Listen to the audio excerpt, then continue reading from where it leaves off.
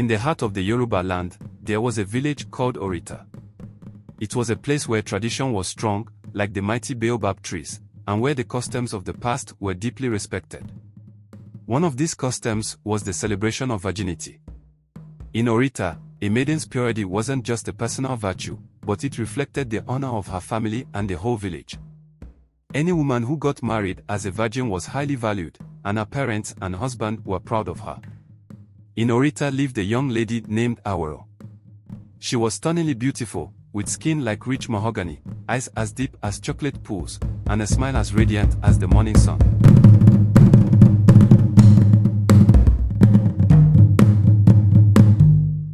Awero was the most sought-after maiden in the village.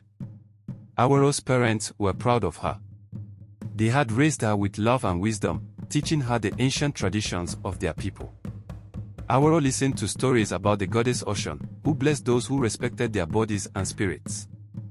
She promised herself to keep her virginity until her wedding day, a vow she held close to her heart.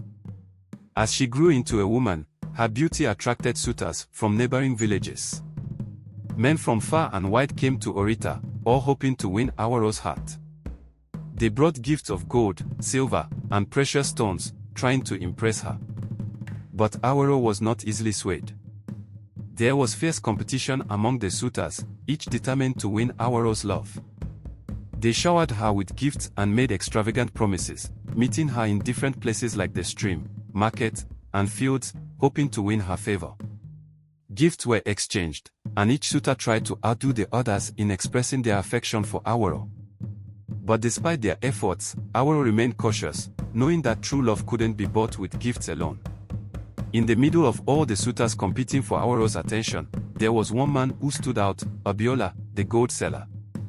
Unlike the others, he didn't try to win her over with fancy gifts or big promises. Instead, he showed her kindness and sincerity because he really liked her. Abiola had been admiring Awero from a distance, impressed by her beauty and strength. He wanted to win her heart by being caring and devoted to her. While other men were busy fighting for Awero's affection, Abiola patiently waited for his chance to show her how much he cared.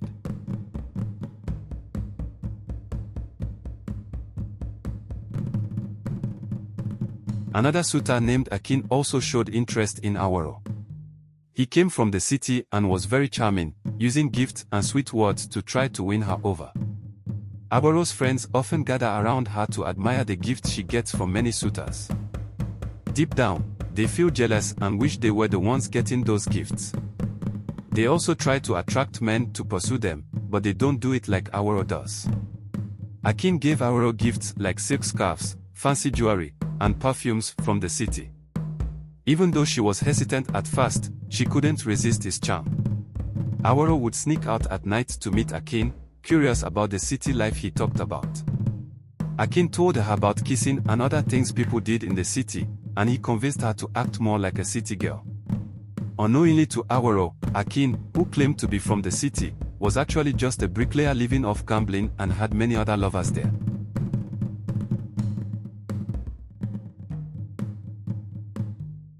One beautiful night, beneath the watchful gaze of the moon, Akin persuaded Awero to follow him to get the gifts he brought for her. Awero followed Akin to the bush because she wants to collect the gifts he brought for her from the city as usual. Akin, knowing fully well what he wants to do, led her far into the bush and seduced her with promises of love and devotion.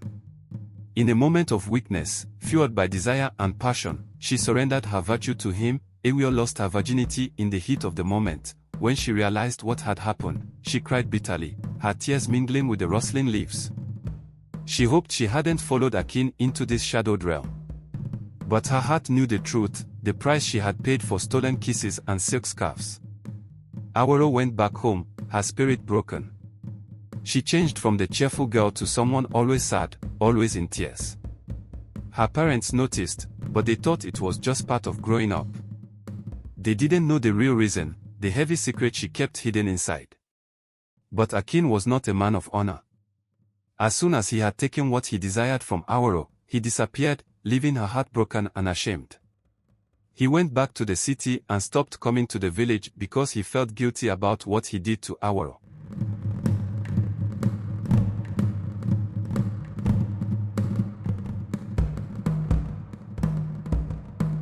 As time passed, Awero's suitors came. They were respected men seeking her hand in marriage. There was Olumide, the strong blacksmith, Femi, the skilled hunter, Ode, the wealthy farmer, and Abiola, the kind-hearted goat seller. They brought gifts, food, herbs, and jewelry, but her heart remained closed. Her parents urged her to choose. "It's time to choose your spouse," they said. Awero was torn. She had lost her virginity, carrying the weight of her secret like a burden. But tradition demanded she pick a husband. Facing her suitors, she felt their longing stares. Olumide showed his strength, Femi recited ancient words, and Abiola's eyes sparkled with love. "I'm not interested," Awero whispered, but her parents insisted. Marriage was expected of her, a path to honor and security. So, Awero made her choice. She picked Abiola the gold seller. Abiola was overjoyed when Awero chose him. He felt like a bird set free. The other suitors felt ashamed. Abiola would marry the most beautiful maiden in the village. He dreamed of a future filled with love and happiness. But while Abiola was thrilled, Awero was still in darkness. She had given herself to Akin, who vanished, leaving her heartbroken and stained. She gazed at the presents Akin had given her in return for her innocence and broke them all, wishing she had never accepted those gifts.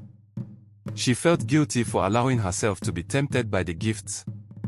Her parents thought her sadness was about marriage fears, but they didn't know the truth, the weight of her secret, the shame she carried. Awero considered desperate options, ending her life to escape judgment. But she couldn't do it. She stood at the edge, torn between love and despair, haunted by memories of Akin's deceit. The villagers celebrated Awero's engagement to a respected man from a nearby village.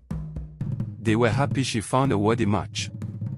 Her friends celebrated too, though some envied her luck. Abiola, with his striking features, was the man of their dreams. His looks and wealth was the object of desire for many maidens in the village, yet his heart belonged solely to Awero. As the festivities went on and people wished her well, Awero couldn't escape the sadness she felt. Every day, it seemed like her regret about meeting Akin grew stronger. She thought about going to the city to find him, but she didn't know how to make the journey, so she felt lost and hopeless.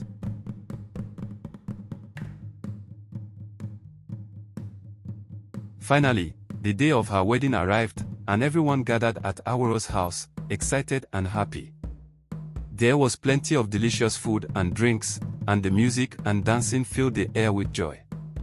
Guests brought gifts for Awero, and village women came to say goodbye and accompany her to her new home. Awero's friends noticed her sad expression, thinking it was because she was leaving her parents' house. But they didn't know she was scared of everyone finding out her secret and making fun of her in the village. Meanwhile, at Abiola's house, his friends gathered to celebrate with him and wish him luck on his new journey. They laughed, sang, and danced together, filled with hope for a happy and prosperous future. As evening approached, Awero arrived at her husband's village to a warm welcome. The villagers danced around her, showering her with blessings and good wishes. Elders prayed for her success and happiness in her new life, asking for the ancestors' blessings upon her. Following tradition, the women of the village escorted the new bride to the bridal chamber, where her husband eagerly awaited her. There, they would consummate their marriage, a moment filled with anticipation. According to custom, the husband would lay a white cloth on the marriage bed. If it were stained with blood, it would symbolize the bride's purity, bringing joy to both families. However, if the cloth remained unstained, it would bring shame upon the bride and her family, overshadowing the celebrations with disappointment. As Awero entered the room, she was greeted by Abiola, her husband. His eyes showed joy and worry, like a bird preparing to fly. Abiola's main aim was to confirm Awero's virginity, a custom filled with honor and expectation. Awero felt her heart race as fear, pain, and regret battled inside her. She had given her virtue to Akin, who had vanished like smoke. Now, facing Abiola, she pretended to be ill, hoping to avoid this moment. But Abiola was firm, he wouldn't accept her feigned weakness. He persuaded her, his touch gentle yet insistent. In that quiet room, desire and duty clashed. Awero's innocence slipped away, leaving her with shame and a heavy heart.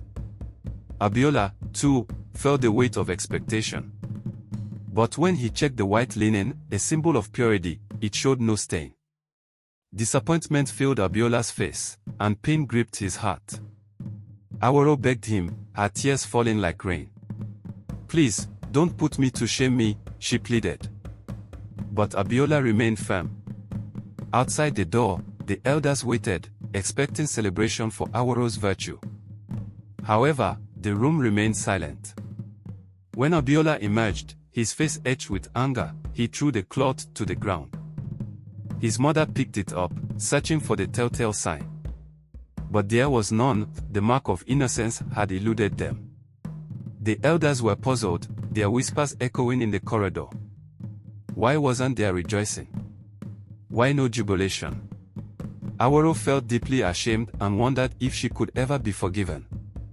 Maybe redemption wasn't found in the fabric but in the silent places where hearts mend. Abiola's sadness mirrored her own, a reminder of decisions made and innocence taken away. When Awero's parents found out about her disgrace, they were sad and angry. They knew it would be hard for her to marry a good man now because her reputation was damaged by a dishonest person. Once, the villagers adored Awero, but now they took pleasure in her downfall. They took away her respect and honor, leaving her feeling broken and worthless like a discarded clay pot in the dirt. Awero's friends, who used to be loyal, now abandoned her. They laughed at her and made fun of her, adding to her pain. She cried silently, unable to cope with the shame. Even her own mother, who once cherished her, now looked at her with disapproval. Abiola felt angry and vowed to get back at the person who caused Awero's problems. But who was this person? Awero knew but kept quiet. She thought telling the truth wouldn't make any difference, her fate was already decided. The elders in the village decided to punish Awero for bringing disgrace to the village. They planned to make her walk through the village semi-naked while getting whipped. They also decided that no man would be allowed to marry her because they believed she would bring bad luck to anyone who married her. This brought more depression to Awero. No one wants to associate with her.